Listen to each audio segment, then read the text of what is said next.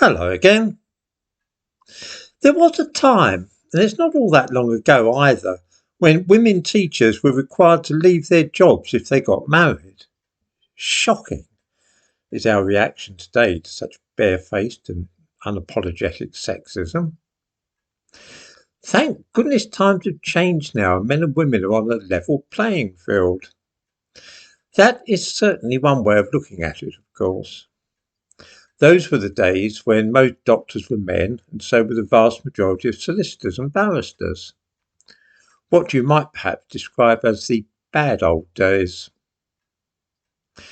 And yet, with equality of opportunity and the erosion of sexism, has come a raft of other problems and difficulties, and it's far from clear that all the changes in that field have, in the long term, been advantageous, either to the professions themselves or to people who require the services of doctors and lawyers. The situation with doctors is especially difficult because, of course, half the doctors in this country are now women. Most of them end up having babies at some point in their lives, and after maternity leave, 60% of them only work part-time. This is because, not unnaturally, their children become the priority rather than their jobs. This is one problem with having a lot of women doctors. There is another point, which is that it means that fewer medical discoveries are being made in Britain these days. That's because most women doctors wish to work with people, that is to say, to have patients to work with, rather than just spending their days in a laboratory, obsessively trying to find a cure for this or that disease.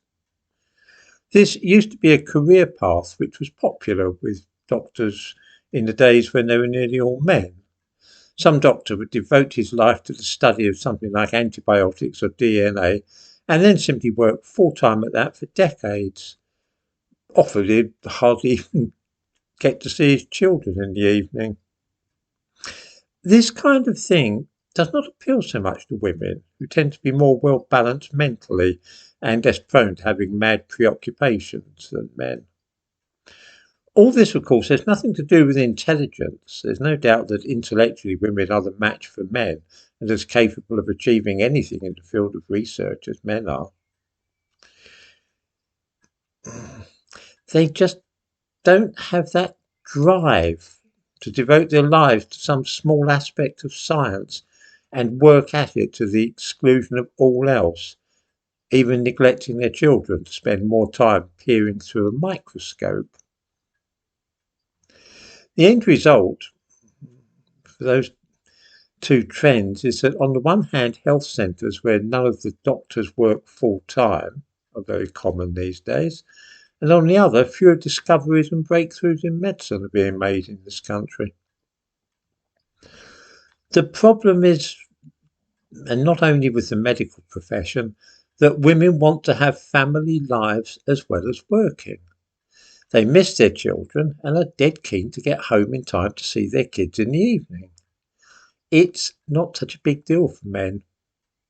I'm talking here not of how things would be in an ideal society or how they should be, but rather of how they actually are in the real world. For example, there is hardly a single working woman who fails to take maternity leave after giving birth. It goes without saying, doesn't it?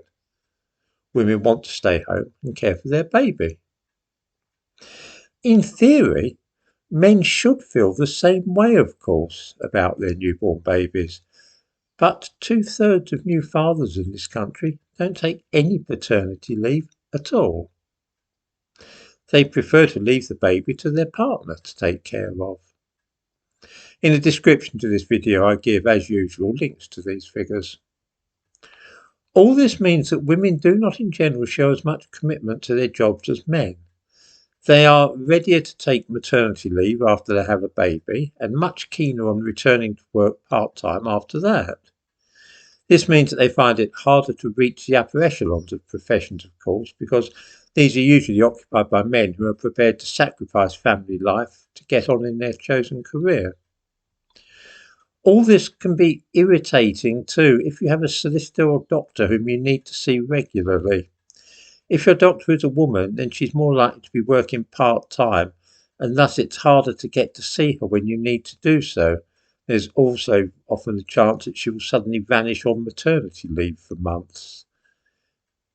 It's also trickier to build up a relationship with a solicitor who is a woman, harder than it is for a man. This is again because the woman might suddenly vanish to have a baby, take loads of maternity leave, and then only return to work part-time. It'd be tricky to get hold of. This too can be annoying, and it's not something that happens with men who are solicitors. I could go through other jobs and professions and show that there are similar problems across the board, but of course everybody knows this already. As is so often the case though in the modern world, we don't like to speak about it out loud, lest we be taken for sexists. The fact is, there were good reasons for those old rules about women having to give up their jobs when they married, and today we are seeing precisely why this used to be thought a jolly good idea.